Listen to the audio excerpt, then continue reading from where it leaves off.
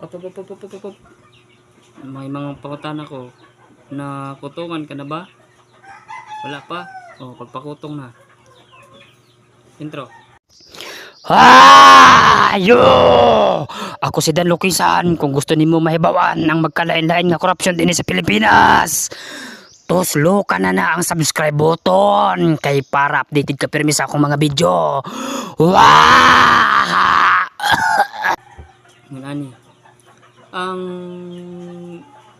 kutong sa kalsada usa nga klaro nga porma sa korupsyon tungod kay gigamit sa ubang mga traffic enforcer ang ilang otoridad o ilang kapangyarihan para mangayo og kwarta imbis na patupad ang balaod.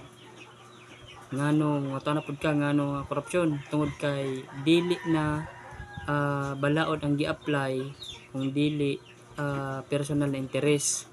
Halimbawa, musud ka sa trabaho buntag karon wa ka nag-helmet kay ngano wa man pud ka nag-helmet buanga ka ngano wa man pud ka nag-helmet ingon ani wa ka nag-helmet nadakpan ka og traffic enforcer karon imbis na tikitan kanila moingon sila nga para maka abot ka dayon sa imong trabaho pwede ni nato istoryahan gamay.